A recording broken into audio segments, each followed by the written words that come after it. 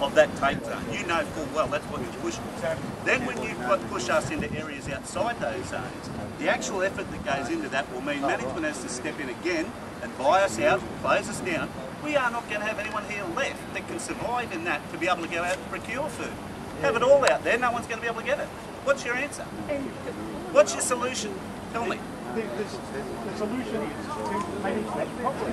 So that's what you're describing. So no take zones. You're describing that block as if it's not allowed to. There are no take-up zones, but there are fractions of the marine parks which are a fraction of the coast.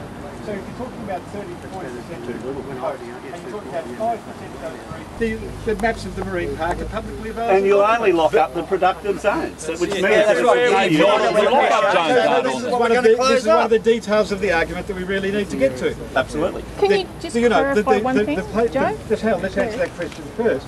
The reason why the productive zones are being locked up is because they are where the fish are hiding. So they're the areas of the fish don't breed.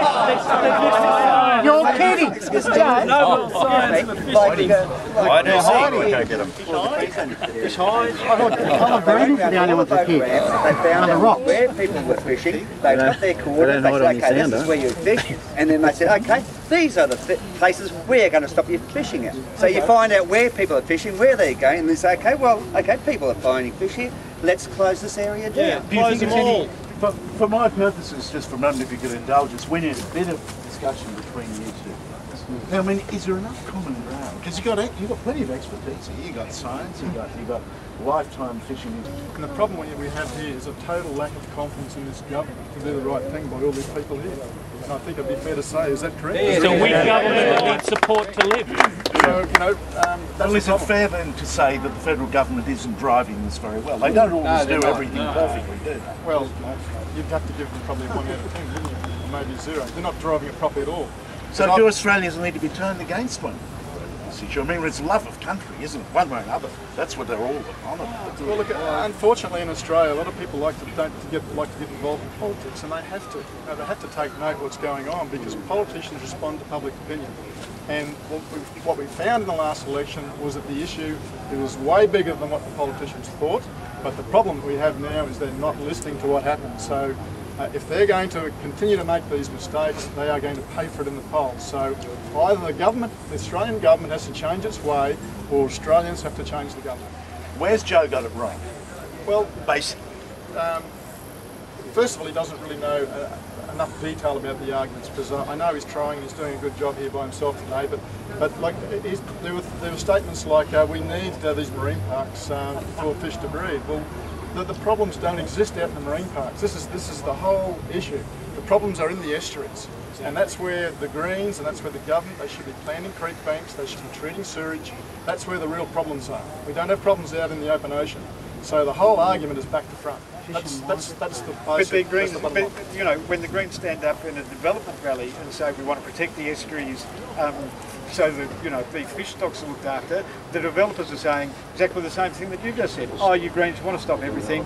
You don't know enough what's going on. Well, these houses aren't actually hurting anything, or these card famers aren't hurting anything. That's the developers. We say go talk to the fishermen. Well, they know the truth. Is the Greens have some pretty radical ways of going about things. So their credibility is the problem in those areas. We need a whole community approach to these things. That's one of the reasons I'm here, because I think that you don't understand how credible and realistic the Greens are.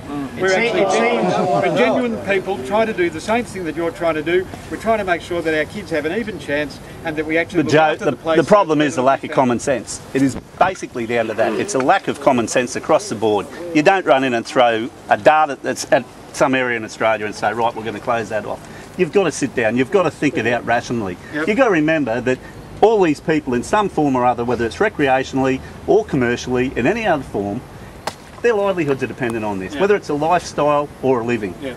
Now you just can't throw something out to the people like that and expect to get away with that. Your enemy in that regard. The Greens are quite happy to sit down and talk this through and talk it through sensibly. All of the problems that all of you raised today have been... And the individual areas need to be risk assessed. We just cannot have just generalisations across a whole lot of different habitats, different ecosystems, and that's the problem. And that's the problem with the Greens. They try and take an argument out of Newfoundland and try and transplant it to Australia. It doesn't work. How do we get science that everyone agrees with? Because we all agree with him. We all agree with him. He's right. Greens. And deal with the risks. Now, Joe, you said several times this morning that this Commonwealth bioregional planning process is being used for a fisheries management tool as far as the Greens are concerned. That's not what it was designed for. It was designed there for the ecosystem and not fisheries management. I said that the ecosystem and fisheries was related, so that you can't have one without the other. That's what I was